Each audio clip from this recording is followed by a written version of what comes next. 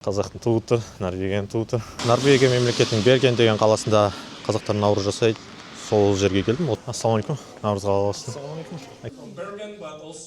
Ағылшынша киімнің бәрін түсіндіріп жатыр жалпы.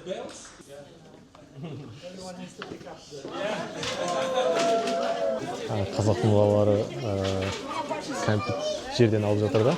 Норвегиялық балалар лақтырып жатқан кісіге бара жатыр да. Қолға береді деген сияқты ойлап. Through the hole for the pot in the bottom of this crate.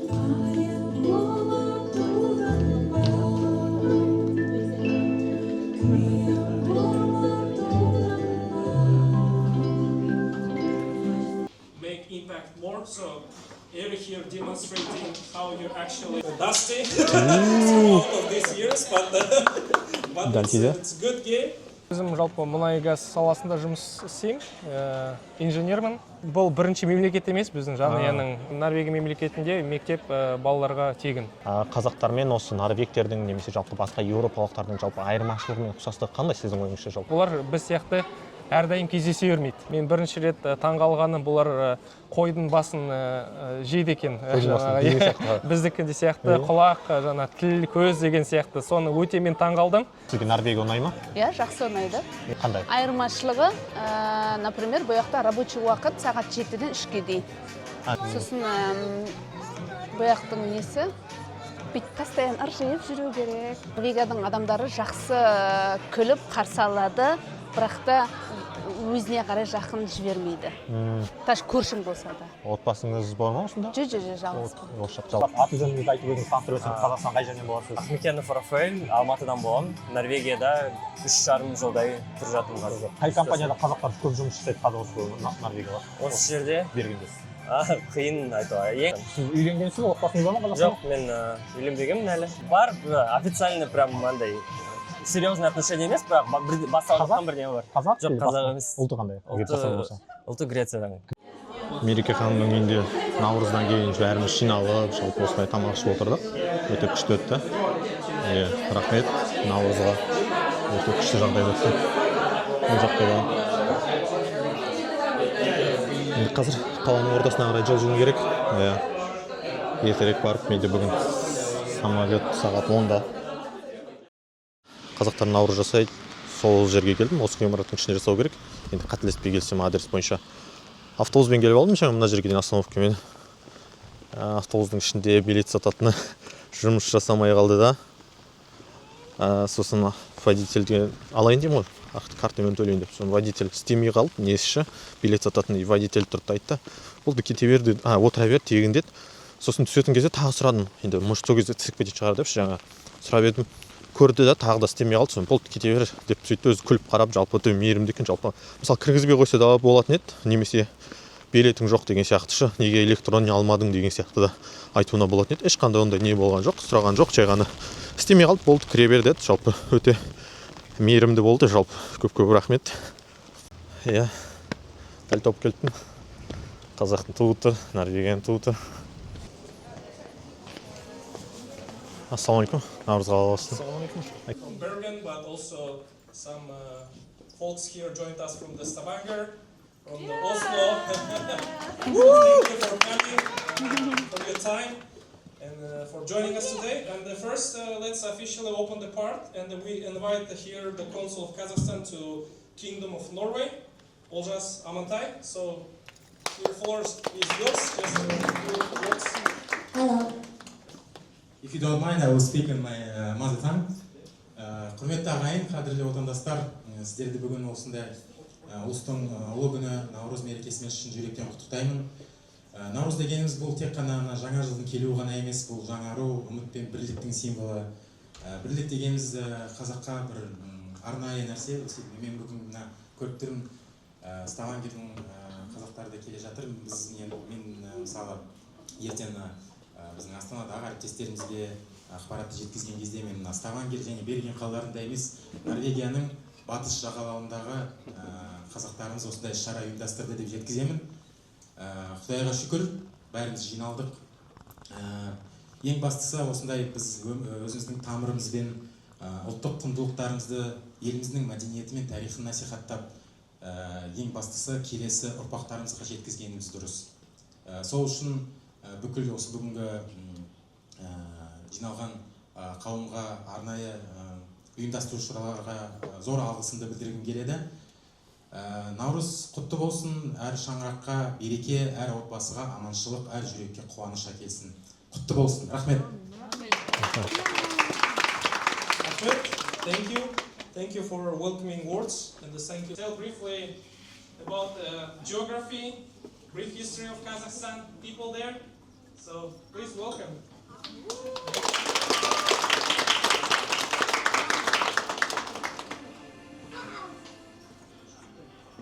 Hello everyone, my name is Irfan. Today I want to talk about my home country.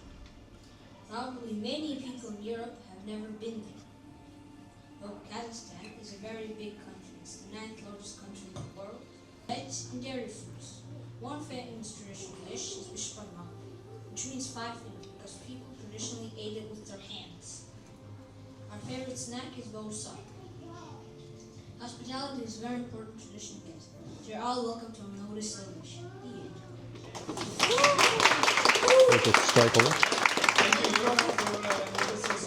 ағылшынша киімнің бәрін түсіндіріп жатыр жалпы.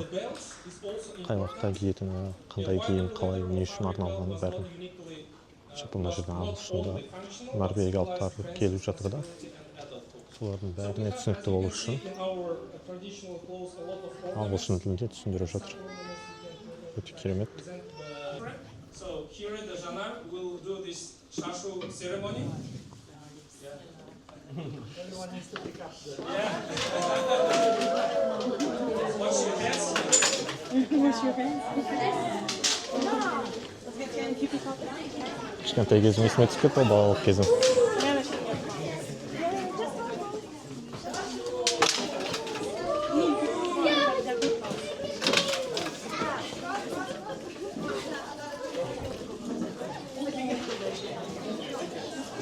Қазақтың балалары кәмпит жерден алып жатыр да, норвегиялық балалар лақтырып жатқан кісіге бара жатыр да, қолға береді деген сияқты ойлап. So it's next interesting ritual that gonna be performed right here. You can come closer and if you wish to have babies in your family, so if you wish to have a lot of kids, you can have candies during the celebration. So I'll just briefly tell you about the story. So next, this is what we're showing here is tashtarma. So to do this through the hole for the pot in the bottom of this cradle, the sweets in the cork is while knife wards off the bad luck. So now Mirika, she's preparing baby to Nafis to put the baby into the cradle.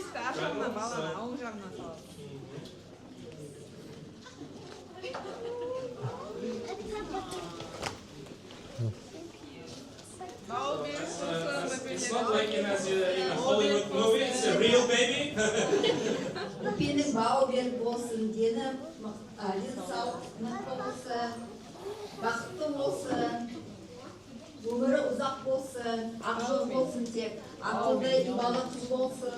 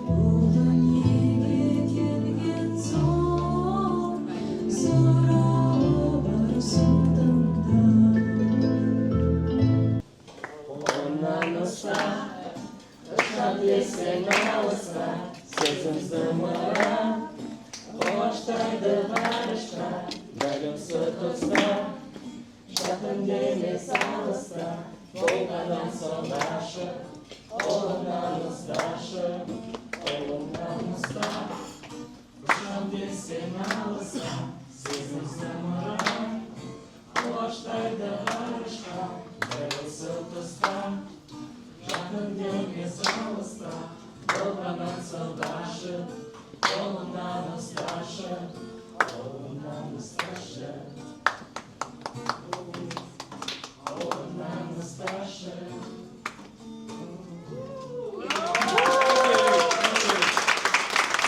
just feel that Eric so much missing his family. He's from France, but he now works.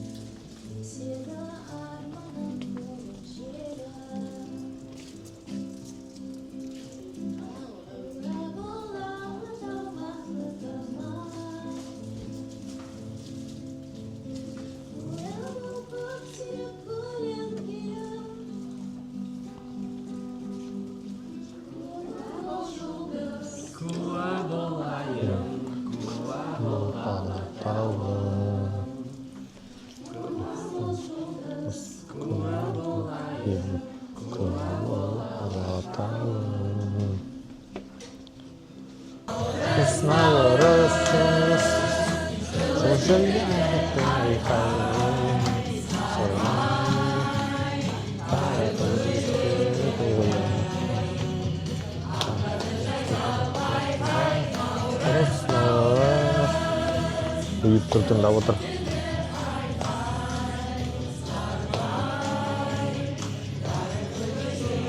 Ана жақта отырған осы шетел азаматы немесе Норвегия азаматтары жалпы өте көңілді отыр.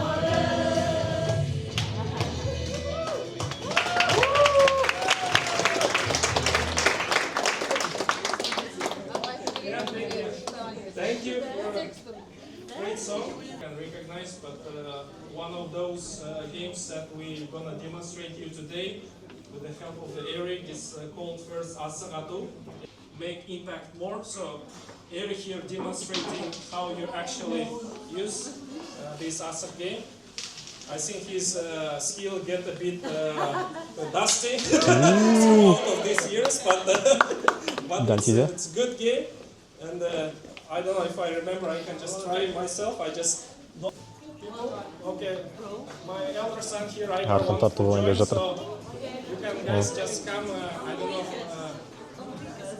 few people from the each side, and yeah.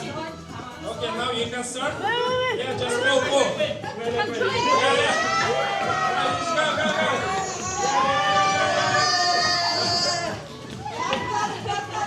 I see left side people stronger. Yeah, so yeah, left side won. Yeah. So no surprise. No surprise. Get ready, cool. 1, 2, 3, go.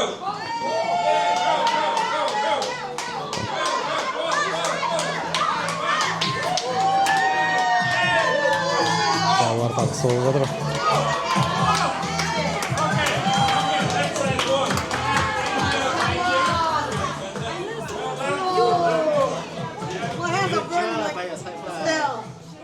Just enjoy it.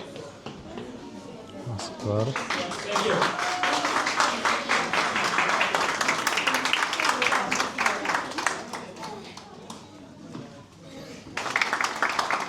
Жалпы наурыз көже туралы, тағамдар туралы бәрін түсіндіріп айтып өтті.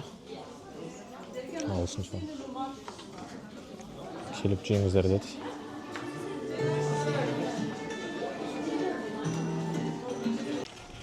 Жаңа өздеріңіз көріп өткендей, жалпы осы мерекені ағылшынша жүргізіп өткен кісі, жалпы атыңыз кім болды, өзіңіз таныстырып өтсеңіз? Менің атым Рүстем. Өзім Қазақстаннан, Атырау облысы Атырау қаласында дүниеге келген. Ол осы Норвегия келгелі 2 жыл болып қалды. 2 жыл болды. Не жұмыс жасайсыз? Мен өзім жалпы мұнай газ саласында жұмыс істеймін, инженермін.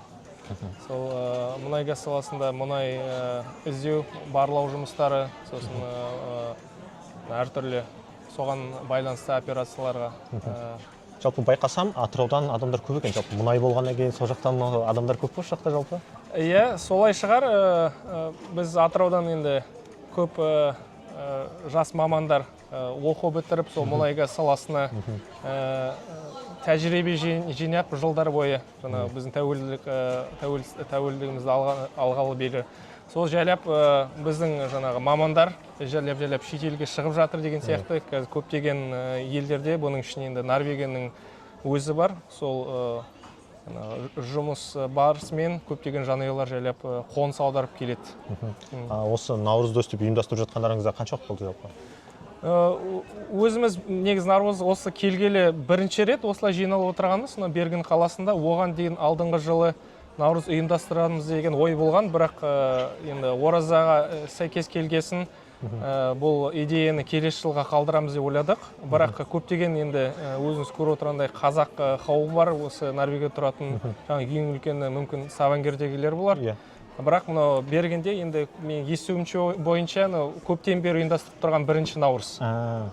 Бірақ өте әдемі болды Наурыз, жалпы ағылшынша сіз өте жақсы сөйлеткенсіз. Жалпы отбасыңызбен осындасыз ба? Иә, осы жаққа қоныс аударған отбасымен 3 ер балам бар. Әйелім қазір осы Берген қаласында оқып жатыр. Азаматтықтарыңыз қай елдің азаматтығы? Өзіміз Қазақстан азаматтарымыз, барлығымыз. Енді жалпы қалай, елге қайту ойыңыз бар ма, әлде осы жақта қалу? Енді бұйырса көреміз, болашаққа алыс қарамаймыз. Енді бірақ бастысы әр жерде жүрсек те елімізді сағынып, осылай мереке, жаңағы әдет-ғұрпымызды сақтап, балдарға жақсы мысал болсын деп. Бірақ болашақта енді көрерміз. Бірақ негізгі ойымыз үнемі Қазақстан туралы, Қазақстанға оралып, өзіміз тәжірибеміз жинаған шетелде соны көрсетіп, еліміздің дамуымызға үлес қосамыз деп енді ойлаймыз ғой. Егер бұл жаққа көшіп келулеріңізге қанша ақша кетті және қиын болды ма жалпы, сол жағын айтып өтсеңіз? Біздің көшу қонуымыз енді жеңілірек болды. Мұнда мен жасап жатырған енді компания жағынан үлкен көмек атқарылды. Виза жағынан, көшу жағынан соған байланысты мен де ойлаймын, бұл қоныс аудару мәселесі жеңіл болар деп. Бірақ енді көптеген адамдар басқа жағдаймен келіп жатады, өздері қоныс аударып, ол жағынан оңай емес. Енді қазіргі таңда әртүрлі бөліп отырғанда билет, басқа заттардың логистика деген сияқты, бұның барлығы қымбаттап келеді. Сізге жататын үй жалпы фирмадан тегін беріле ма? Жоқ, бұндай айтады ғой, пакет. Бұндай пакет жоқ. Бұл жергілікті маманның берілген контракт. Сол контрактқа сәйкес біз өзіміз қоныс тауып, өзіміз осы жақта тұрамыз. Оған біреулер көмектесті ме, жалпы өздеріңіз дедіңіздер ме? Бұл жағынан енді Норвегияны ұйымдастыру жағы басқа мемлекеттер арасында бөлектеу олар. Көп мемлекеттерде көші-қону кезінде заттарды қозғаудан басқа үй жағын қарастыру, үй тауып беру деген сияқты жағы қарастырылады. Бірақ Норвегияда енді бұл жағынан сен өзің жауаптысың бұл жаққа. Егер үйге қанша аренда төлейсіздер, қанша бөлмелі жалпы үй ма, әлде квартира ма сіздер тұрып жатқан? Біз Норвегияда көптеген енді квартира дейді, бөлме, жеке меншік үйлер, бұлардың барлығы көлемдер кішкентай. Біздің Қазақстан сияқты үлкен адамдар зәулім үйлер салмайды бұнда. Бұнда шағын, кішігірім деген сияқты. Сол бұла өзіміз мұнда сондай бір пәтерді жалдап отырмыз, сонда тұрып жатырмыз.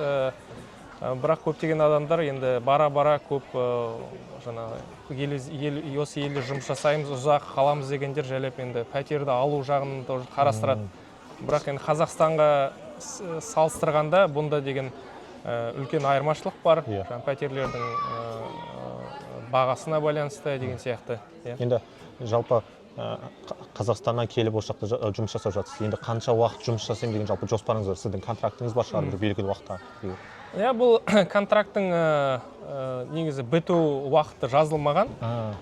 Бұл контрактты сен егер жақсы жұмыс жасап осы жерде қалам деген ниетің болса, бұл елде қала беруге болады. Бірақ енді мен жаңа айта кеткендей, алыста жүргенде елің сағынасың, еліңе барам деп үміттенесің. Жақсы осындай бір сәттер, проекттер болып жатса деген сияқты. Жалпы балаларыңызға қалай, қиын болды ма мына жерде адаптация болу жалпы жағынан? Бұл жағынан енді бұл бірінші мемлекет емес, біздің жанұяның көшіп тұрған. Оған дейін біз 2019 жылда жаңа көшіп оған дейін Украинада бір проектте жұмыс жасағанбыз. Оның арасында Америка құрама штаттарына барып білім алып, сол жерде жұмыс жасағанбыз. Сол осы үшінші мемлекет біздің жанұя үшін. Әрбір мемлекет көшкенде енді оңай емес. Көптеген жазылған жаңа әртүрлі сайттарда немесе басқа да жаңа алдын ала бізден бұрын көшіп келген жанұялардан сұраймыз, білеміз деген сияқты. Бірақ адаптация дейді ғой. Бір балдарға оңай тимейді. Ең біріншісі ол менің ойымша тілге байланысты. Балаларыңыз қазір қай тілде оқып жатыр? Қазіргі таңда бұлар осы Норвегияның орташа мектептерінде оқиды. Норвежше тілдерін үйренеді. Соған қоса бұл мемлекетте екінші тілді оқылуады, бірақ өкінішке орай қазақ тілі бұл тізімге кірмейді. Бұл өте қиын, бұл мұғалім табу басқа. Мысалы, араб мемлекеттеріне не басқа тілдегі тілдер болса, бұнда мұғалімдер бар, сол мектептерді үйрететін. Мектептер балаларға тегін, бұл Норвегия мемлекетінде мектеп балаларға тегін. Егер жасырын болмаса, мысалы, қанша табасыз жалпы айлығыңыз деген сияқты? Біздің айлығымыз енді бұндағы өмірдің бұлай айтқанда жаңа айта кеттім ғой, мен пәтерге төлейтін, тамаққа төлейтін. Қымбат бұл жақта бәрі. Өте қымбат. Сол жаңа кететін ақшамен сәйкес келеді. Біздің Қазақстан қарағанда енді біз әртүрлі жерлер бар ғой, мысалы шетелдік компаниялар, жергілікті компания деген сияқты. Сол шетелдік компаниялардың төлейтін жалақыларына өте сәйкес келеді көбіне. Енді жалпы ел көріп, шетел көріп, жалпы көптеген елдерді көріп жүрсе, жалпы қазақтар мен осы норвегтердің немесе жалпы басқа еуропалықтардың жалпы айырмашылығы мен ұқсастығы қандай сіздің ойыңызша жалпы? Енді менің ойымша біздің басты айырмашылығы туралы айтып кетуіміз болады. Біріншіден біздің жаңа қазақ халқымыз өте қонақжай халық, біз жақсы көреміз, демалыстар күндері жанұямен, дос, жұмыстастармен жиналып отырған деген сияқты. Бұл мемлекеттерде, бұл Норвегия мемлекетінде басқаша ұйымдастырылған. Норвегия мемлекетінде көп адамдар өскен, туып жүрген жерлерін көп көшпейді. Бұлар деген сол жанұя, достарымен бірге болғанмен, бірақ бұлар біз сияқты әрдайым кездесе бермейді. Бұлар өздері жеке өмірлері бар, кездесетін болса, алдын ала сөйлесіп, 2-3 ай бұрын жоспарлап солай кездеседі. Біз қазақтар қонақ барымыз келсе, бір-бірімізге телефон шалып бара береміз. Бірақ көптеген ұқсастықтарымыз да бар болар. Мысалы, Берген қаласында, сосын осы батыс жағында мен бірінші рет таңғалғаны, бұлар қойдың басын жейді екен. Біздікінде сияқты құлақ, тіл, көз деген сияқты. Соны өте мен таңғалдым. Сосын бір айтылған сөздерінің бір ұқсастықтары бар, бірақ енді мемлекет несінің тіл жағынан біз енді өте бөлекпіз ғой. Алыстамыз. Алыс жерде болғанмен осындай бір ұқсастықтары да бар деген сияқты. Ауа райы қалай болды сіздерге? Жалпы көрсем, бүгін жаңбыр таңертең кешкен. Ауа райын қашып қарасам, бүгін осы бір апта жаңбыр. Осылай ма ауа райы әрқашан? Ауа райы үнемі осылай болады. Бұл Берген қаласы өте жаңбырлы қала, Еуропаның ең жаңбырлы қаласының бірі. Бұл қалада менің ойымша мамыр айынан басқа қалған айлардың барлығында жауын-шашын өте көп. Өте қиын болды басында, күнді көрмеген. Біз өзім Атырау қаласына айта кеттім ғой. Әрдайым бізде көк аспан, күн. Соны үйренгенін мұнда келгенде аздап қиыншылық көрдік. Енді бұл бір жағынан киінетін киіміне байланысты әртүрлі айырмашылықтар бар. Бұнда көп су өткізбейтін, жел өткізбейтін киім. Бірақ бір жағынан қысы жұмсақ. Біз сияқты аптап суықтар, қатты қар жоқ. Қар жапса 2-3 аптадан қар болады, бірақ күн жалпы жылы.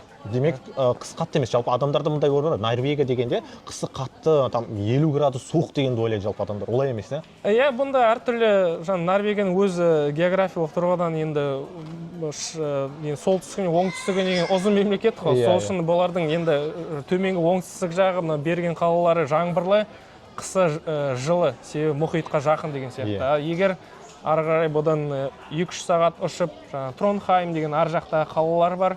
Ол жерде өте суық. Көп адамдардың естуінше сол Норвегияның солтүстік жағы туралы көп естейтін болар. Содан сөйтіп ой туады. Жалпы, енді сіз мына жақта шетел аралап жер көріп жүрсіз, жалпы екі азаматқа қалай қарайсыз? Жалпы Қазақстанда сол болса жақсы болатын ба еді жалпы? Екі азаматтық алуға. Екі азаматтық болған мен ойымша жақсы болатын болар. Себебі өте көп мемлекеттерде бұл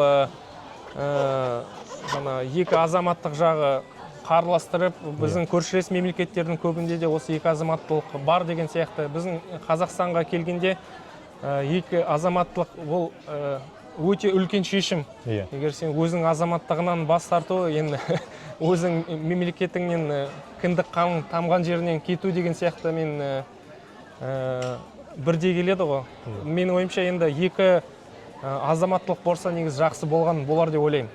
Жалпы Қазақстан туралы не ойлайсыз? Енді болашағы бар ма? Қазақстанда дами ма деп ойлайсыз ба? Жалпы сіздің өзіңіздің пікіріңіз қандай жалпы Қазақстан мемлекет туралы? Мемлекет туралы біз өте тез дамып келе жатырған мемлекеттер қатарына кіреміз. Бұл жерде біздің халық саны бар, өте білікті де білімді жастарымыз бар деген сияқты. Менің Қазақстанның жарқын болашағына сенем. Бұл енді әртүрлі өнеркәсіп дамып келе жатыр, IT технологиялар деген сияқты инвестициялар тартылып жатыр. Мен өзім мемлекеттің болашағына енді жарқын болашағына сенем.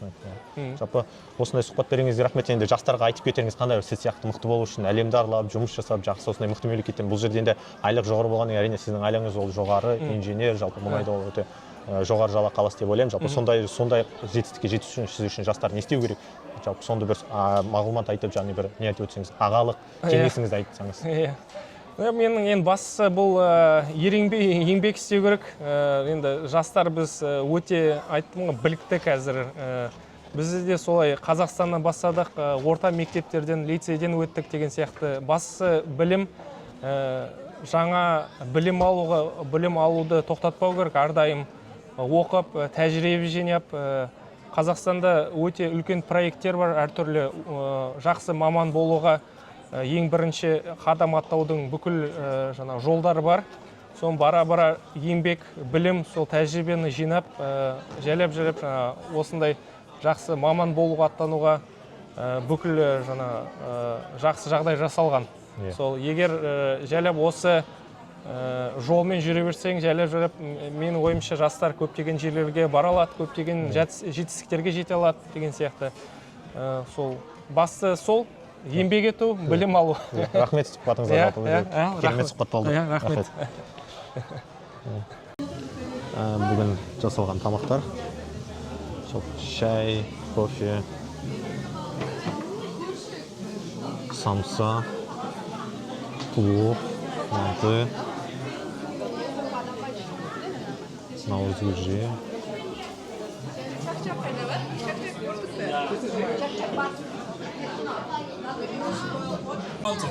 Сұрақ жауап өткізіп жатыр. Телефонмен. Осынша Қазақстан туралы, наурыз туралы.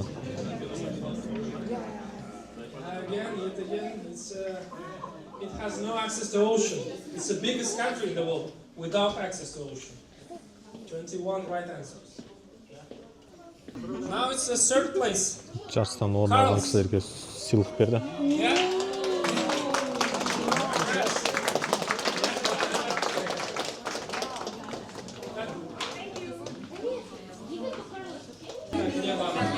Суретке түсейік деп жатырмыз қазір, бір естелікке қайта аяқтап жатырмыз. Музыканы айтсаңыздаршы, әнді. Давайте здесь соберемся. Let's just stand here. Both sides. Мен де барып суретке түсіп алайын деп жатырмын. Lost our console.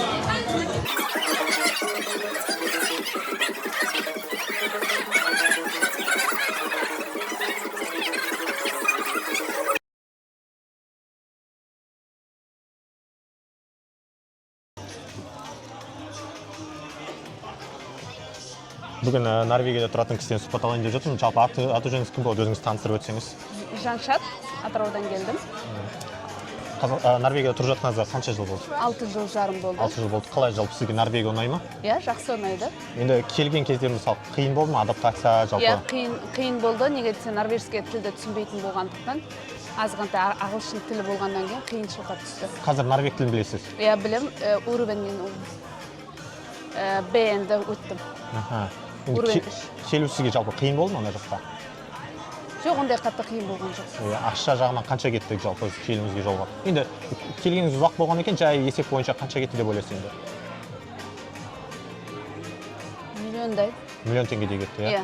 Өте көп кеткен екен. Мысалы, 6 жылдың ішінде мысалға Норвегияда сізге не ұнады жақсы, қатты бір жақсы ұнағаны, жалпы Қазақстаннан айырмашылығы қандай? Айырмашылығы, например, бұл жақта рабочий уақыт сағат 7-ден 3-ге дейін. Содан 3-тен кейін адамдар жұмыс жасамайды ма? Әрбір больше процент 3-ге дейін жасайды. 7 сағат жарым. Енді ауа райы қалай сізге ұнады ма жалпы? Атыраумен енді Норвегияның ауа райы? Иә, бұл жақта деген именно мен тұратын жерде көп жаңбыр жауады, сосын андай ауа райына қарап не істеуге, сенуге болмайды. Секунд сайын өзгереді ауа райы. Сіз осы Бергенде тұрсыз? Жоқ, мына Бергеннен Хаугустың ортасында Сторт деген бір шағын ауыл жатыр. Ол жерде қанша адам тұрады қазір? Примерно. 500 адамдай тұрады. Ауылдардың Қазақстанмен айырмашылығы қандай жалпы? Мен тұрып жатқан жерім тыныш. Сосын бұл жақтың несі бүйтіп постоянно ыржиып жүру керек. Адамдар көңілді, иә, мысалы ауа райы жаңбырлы болып, құбылып тұрса да, бірақ адамдар көңілді. Иә, күліп жүреді. Әрқашан көмектесе ме бір-біріне адамдар жалпы ол жағынан қалай? Олар деген Норвегияның адамдары жақсы күліп қарсы алады, бірақ та өзіне қарай жақын жібермейді. Таш көршің болса да. Сіз мына жақта өзіңіз жалғызсыз. Отбасыңыз бар ма осында? Жоқ, жалғызбын. Жалғызсыз. Жалпы енді кейін болашақта Қазақстанға қайтатын ойыңыз бар ма жалпы? Болашақта Қазақстанға қайтатын уақыт ол жағын білмеймін. Иногда Қазақстаннан гражданстводан шығып, Норвегияда да қалғым келеді, иногда Қазақстанға кейін қайтқым келеді. Пока ондай не болмайды. Сіздің ойыңызша екі азаматтық берсе, Қазақстанда жақсы күшті болады? Иә, екі азаматтық қазақстандық берсе, екі жақта қалуға болады деп ойлаймын. Иә, күшті деп ойлайсыз. Иә, жақсы. Норвегияда білім сапасы өте күшті екен, жалпы сол білім сапасы жайлы сіз не білесіз жалпы Норвегияда және қандай деп ойлайсыз жалпы өзіңіз? Жоқ, бұл жақта деген бір жақсы, білім сапасы өте жақсы. Өзім деген өзім үшін, болашағым үшін иногда онлайн курс сатып алып оқимын норвежский. Қазірдің өзінде де тек қана пятница күні оқымаймын, қалған күндері оқимын. Сіз онлайн оқисыз? Онлайн оқимын. Қанша ақша төлейсіз онлайнға? Әртүрлі. Өзім үшін. Ал егер барып оқитын болсаңыз, осы жерде қанша төлейтін едіңіз жалпы бір жерге барып, офлайн барып оқып, кабинетке отырып деген сияқты мұғалімнен? Бесплатно, почти бесплатно. Тегін? Негізі тегін. Тегін. Өте жақсы екен жалпы. Жоқ, именно оқу бұл жақта тегін. Сізге сонда келсеңіз, сізге норвег тілін оқытады бұл жақта тегін оқытады? Иә. Мен, например, өзім 3 жыл бесплатно норвежский нені оқыдым. Енді бұл мемлекетте туризм өте жақсы дамыған екен, жалпы туристер көп келеді, жалпы туризмдер саласы жақсы дамып жатыр екен. Енді Қазақстанға да даму үшін, туризм даму үшін сіздің ойыңызша не керек деп ойлайсыз? Қазақстанда да жақсы дамып жатыр соңғы кезде туризм саласы, бірақ Норвегияның уровені менің ойымша жетпейді деп ойлаймын. Бұл жерде туризм өте жақсы дамып екен. Қазақстан үшін қалай осы Норвегияның деңгейіне жету үшін не керек деп ойлайсыз жалпы сіздің ойыңызша? 6 жыл тұрған адам ретінде. 6 жыл тұрдыңыз, иә? 6 жыл жарым. Менің ойымша, мына қазір соңғы мезгілдерде Қазақстанның азаматтары деген қазақтың блогерлері сіз сияқты интернетке көрсетіп жатыр ғой, Қазақстан сол атақты болып көп адам танып жатыр. Соның арқасында Қазақстанға көп келеді деп ойлайсыз, иә? Неге десең, Қазақстанды көп адам біле бермейді. Енді жалпы норвег тілінен басқа, қазақ тілінен басқа, орыс тілінен басқа, орыс тілін білесіз, иә? Иә, білемін. Қанша тіл білесіз тағы? Мен өзім орыс тілін білем, онда да қатты сөйлей алмаймын, ошибкамен онда да сөйлей беремін. Ондай нем жоқ. Ағылшыншын да өзім үшін үйрендім. Түркішені де өзім үшін үйрендім. Түркше білесіз? Иә. Түркияда болып пе едіңіз? Әлде жай түркше үйрендіңіз? Жоқ, Түркияда болған жоқпын. Бұлай анда-санда бір барып, өзім үшін үйрендім. Жалпы бір сөзбен айтқан кезде білім алам, оқимын деген адамға жастың ешқандай кедергісі жоқ, иә? Жоқ. Тек менің түсінгенімше Норвегияға келгенде именно тіл деген жақсы. Өзім үшін мен Норвегияға келмей тұрып, ағылшыншыны үйренгенмін. Соның пайдасы деп ойлаймын. Норвегияда маған көп пайда тиді. Жалпы енді өзіңіз, менің сұхбатым бітті, бірақ енді өзіңіз жастарға жалпы айтатын бір кеңесіңіз деген бар ма, сонда бірдеңе айтып өтсеңіз жалпы? айтылмай қалған дүниелер мен сұралмай қалған деген сияқты. Менің айтарым жастарға тілді үйреніп, оқыған пайдасы көп деймін. Норвегияға, например, келіп білімің болса, дипломың болса, Норвегия шанс береді деп. Жақсы, сұхбат бергеніңізге көп рахмет. Өте жақсы сұхбат болды. Әдемі би болып жатыр.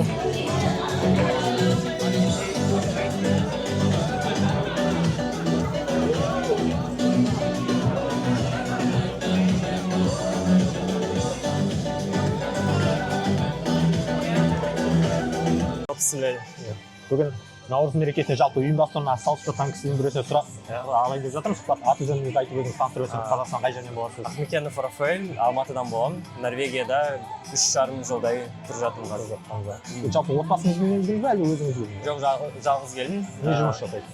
Мен нефтегазовый сферада инженермін. Иә. Қанша қазақ істейді ол жерде? Жалпы бір компанияда істейсіз бе? Мына жерде көп кісілер сол мұнайда істейтіндер екен. Иә. Негізі бірнеше үлкен компания бар. Мұнда Equinor, сосын сервисный компанияда мен Шлюмберже деген компанияда жұмыс жасаймын. Бізде Қазақстанда да бар. Әлем бойынша барлық елдерде представительствосы бар. Сонымен осында Норвегияда. Қай компанияда қазақтар көп жұмыс жасайды қазір осы Норвегияда? Осы жерде Бергенде. Қиын айтуға. Ең үлкен солар шығар, Шлюмберже. Қазақстаннан да адамдар келіп андай ауысып тұрады, просто несі 2-3 жылын осында жасайды да, сосын басқа жерге барады мысалы. И мына және Норвегияның ең үлкен компаниясы ол Equinor. Жалпы мына жерде ұйымдастырып жатқан жерге ақша төлейсіздер ма? Жоқ, осы жерде мынау Bergen Including Center деген осындай әртүрлі елдерден келіп өзінің андай культурасын көрсетуге Норвегияның осы коммуна бізге сондай жағдай беріп тұр да, содан бесплатно ештеңе төлемейміз, өзіміз келіп осындай просто бронь қойып өзіміз ұйымдастырамыз. Өте жақсы екен. Сонда кез келген ұлт мына жерде өзінің мерекесін өткізе алады. Тек қана интернетке жазып, уақытына жазып нету керек. Бірақ ол бір көлемде ұлт болу керек деген саны бар ма мысалы? Өзінің организационный моменттер бар. То есть ол официальный организация болу керек Норвегияда. Қазір қазақ несі бар, иә? Бізде Ставангерда бар. Солардың регистрационный номермен біз осында бірінші бергенде өткізіп жатырмыз. Болашақта бұйырса біз бергенде де осындай өзіміздің Қазақстан Норвегия организациясына ашатын шығармыз. Қанша қазақ тұрады қазір бергенде білесіз бе? Бергенде онда көп емес, шамамен бір 15-20 адамдай шығар. Қазақстаннан келген. Жалпы өзіңіздің жоспарыңыз бойынша енді сізге Норвегия ұнай ма жалпы? Иә, Норвегия өте жақсы. Бергеннің бірақ погодасы осындай, қазір өзіңіз көріп тұрғандай күніге жаңбыр. Қалатын ойыңыз бар ма жалпы? Білмейміз, көреміз жұмыс қалай болатын. Мен андай международный фирмада жұмыс жасаймын, сол үшін мүмкін олар мені басқа елге де жіберу мүмкін. Мүмкін Қазақстанға да, бізде Қазақстанда да ол Шлюмберже деген компания үлкен, сонда мүмкін Қазақстанға да жіберу мүмкін. Сіз үйленгенсіз, отбасыңыз бар ма Қазақстанда? Жоқ, мен үйленбегенмін әлі. Ал егер мысалы жалпы қазір қызыңыз бар ма? Жеке сұрақ болыңыз да енді жалпы. Андай бар, официально прям андай серьезный отношение емес, бірақ басталған бірдеңе бар. Қазақ? Жоқ, қазақ емес. Ұлты қандай? Ұлты Грециядан. Греция. Ол бірақ осы Норвегияда. Осында жұмыс істейді. Енді жалпы отбасыңыз біле ма оның қызын жүретінін қалай? Жалпы не қарайды? Қыздың отбасы, сіздің отбасыңыз? Біледі дегенде ондай әлі совсем ештеңе серьезный емес, әлі ата-аналарымызды таныстыруға дейін жеткен жоқ, бірақ просто былай айттым, иә, мамаға, осы жол Қазақстанда болғанда. Не дейді? Енді қазақ болған жақсы шығар дейді, бірақ көреміз. Жалпы егер үйленетін ойыңыз бар, иә, жалпы былай жақсы. Бұйырса көреміз, енді қалай болатынын Құдайдың өзі біледі. Ал егер ол қызға үйленіп жатсаңыз, сіз Қазақстан қайтатын ойыңыз бар ма жалпы сол қызбен бірге, немесе мына жақта қалатын, қалай бересіз жалпы? Жоспарыңыз қандай? Қиын, білмеймін мен. Болашақта мүмкін Қазақстанға қайтатын шығармын болашақта. Бірақ қазірге мен кішкене андай международный опыт жинау үшін пока осында бола тұратын шығармын, или басқа осы Норвегияның немесе басқа елдің азаматтығын алатын ойыңыз бар ма жалпы? Сол жақта көп уақыт жұмыс жасап? Пока ондай жоқ. Себебі бізде двойное гражданство деген жоқ қой. Өкінішке орай біз мына Норвегияның паспортын алайын десек, қазақстанский паспортты беру керек. Демек, сіздің ойыңызша екі гражданство болғаны дұрыс деп ойлайсыз Қазақстанда, иә? Оңай болушы еді маған, Иә. жақсы болушы еді негізі. Тек маған ғана емес, мында көп басқа қазақтарда сондай Сізге де проблема. көп адамдардан сұрадым, жалпы бәрінен сұхбат алдым. Норвегияда тұратын қазақтардан. Негізінен бәрі қолдады, жалпы осы екі азаматтық болса жақсы болады еді. Екі азаматтық болса тым керемет болушы еді негізі. Жалпы ол менің ойымша тек қана Норвегияда тұратын адамдардың ғана емес, бүкіл Еуропада тұратын қазақтардың ойы деп ойлаймын, басқа шетелде болсын.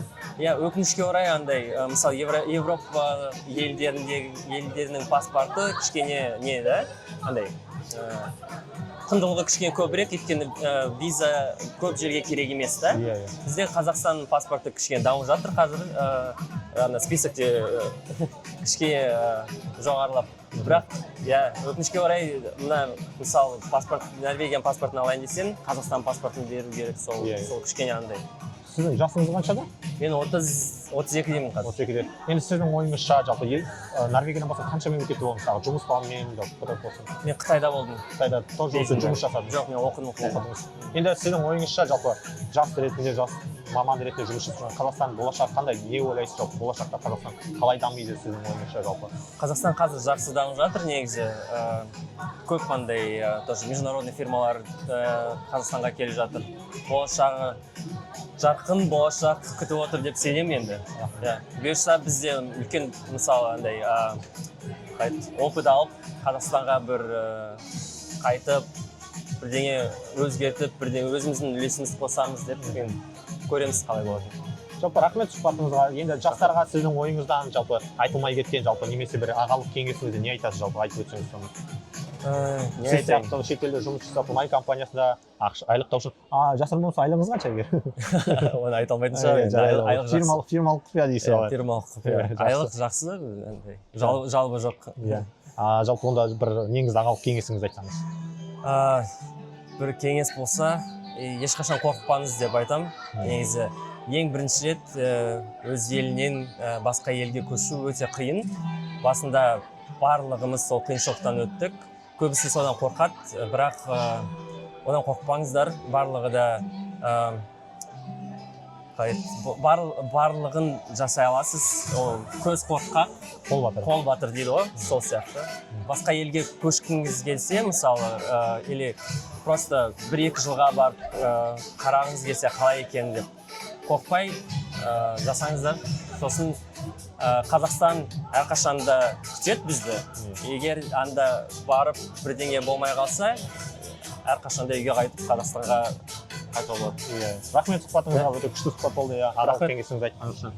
Норвегия мемлекетіндегі Мереке ханымның үйіне келдік. Осындай екен.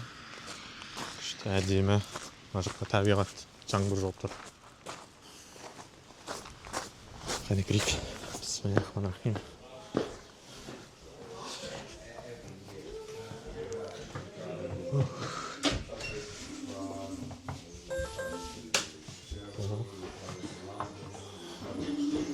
Күшті екен.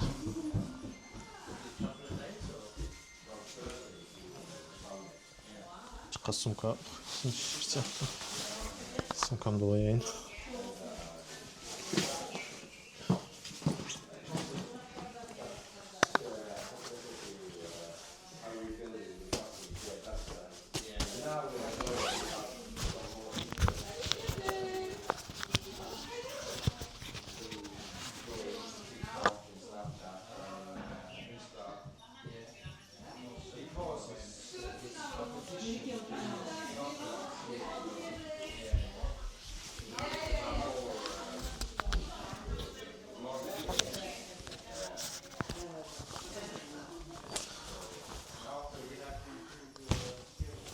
Келдің ба? Үйіңіз құтты болсын. Сыйлығым жоқ, енді кешіріңіз.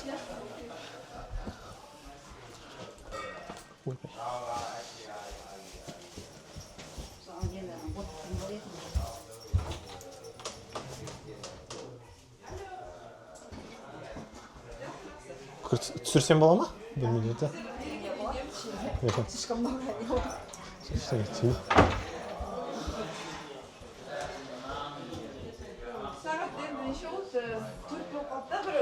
Üstünkü raflara işe atacak var iken. 15-20 minuttan keyin.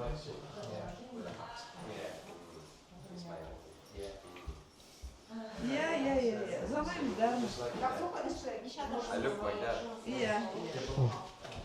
Қалдырып кеттім оны ашқа.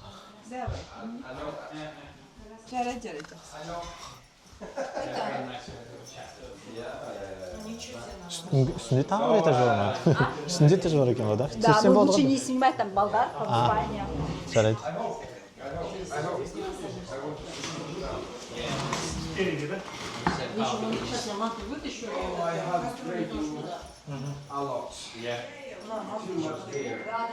Вот еще есть. Мына жаққа сыртқа қарай шығатын жақ бар екен.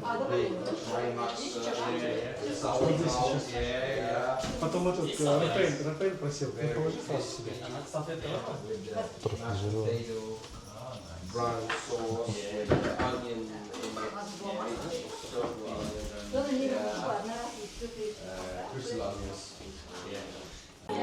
Мереке ханымның үйінде наурыздан кейін бәріміз жиналып, жалпы осылай тамақ ішіп отырдық. Өте күшті өтті. Рахмет наурызға. Өте күшті жағдай өтті. Бұл жақта да. Енді қазір қаланың ортасына қарай жылжуым керек. Ертерек барып, менде бүгін самолет сағат 10-да.